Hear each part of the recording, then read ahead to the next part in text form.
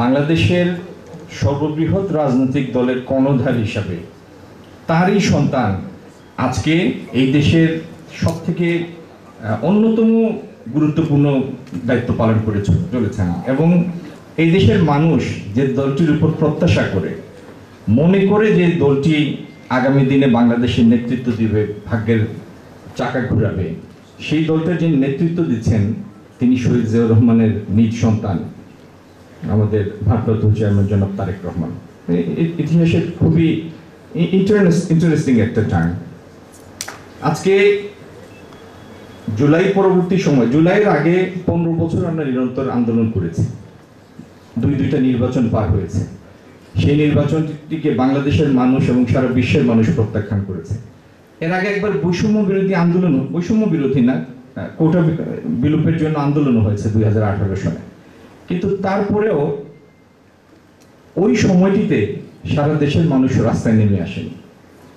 2024-এ 7 জানুয়ারি নির্বাচনের পরে বাংলাদেশের মানুষের ধৈর্যের বাঁধ ভেঙে গিয়েছে। মানুষ আর এই ওজন আর ক্যারি করতে পারেন নাই। শেখ হাসিনা এবং আওয়ামী লীগ সরকারের এই ওজনটা দেশের মানুষ নিতে পারেন নাই। সমস্ত শ্রেণী পেশার মানুষ, সমস্ত বয়সের মানুষ, স্কুলের বাচ্চারা পর্যন্ত রাস্তায় নেমে এসেছে। যাই হোক, এটি তো আমাদের চোখের সামনে ঘটে যাওয়া ঘটনা, বলার কিছু নাই।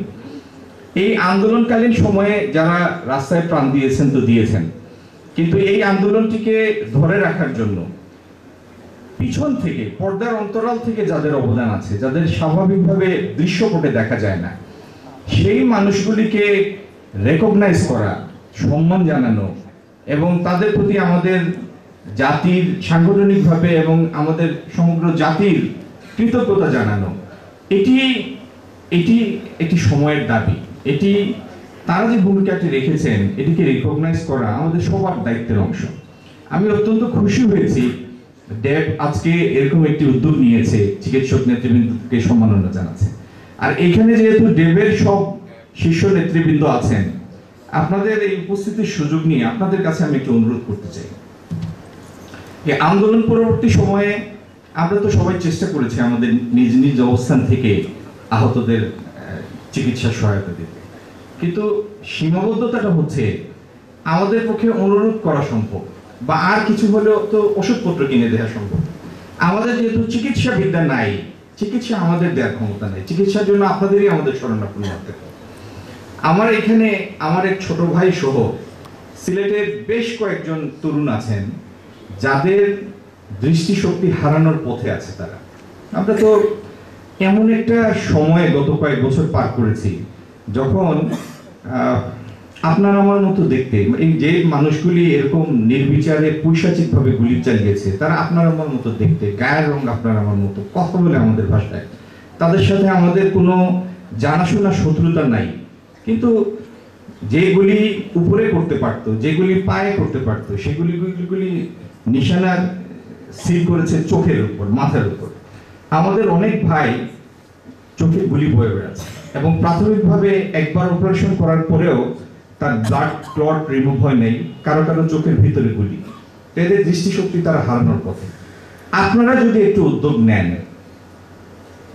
রাষ্ট্রের সহায়তা কামনা করেন, যেহেতু ইন্ডিয়া ভিসা দিচ্ছে না, আমাদের পার্শ্ববর্তী দেশে যাওয়ার সুযোগ নাই, অন্তত ব্যাংক, আমি জানি এটি ব্যয়বহুল একটি ব্যাপার, কিন্তু আপনারা যদি উদ্যোগ নেন, দলের সহায়তা নেন, রাষ্ট্রীয় সহায়তা নেন, তাহলে এইরকম যে সব মিলে 100, 200, 300 ছেলে আছে যারা চোখে গুলি নিয়েছে, এদের অন্তত আমরা ব্যাংককে একটা স্পেশালাইজড হাসপাতালে নিয়ে অন্তত সেকেন্ড বা থার্ড অপারেশনের একটা উদ্যোগ নিতে পারি, যদি আপনারা উদ্যোগী হন, এবং এটা সম্ভব।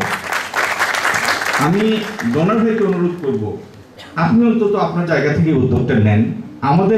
আপনার এই সহায়তা আপনার এই উদ্যোগটা সফল করার জন্য যদি কোনো ধরনের কোনো সহায়তা লাগে, আমরা আমাদের জায়গায় তৈরি আছি, কিন্তু উদ্যোগটা নেন।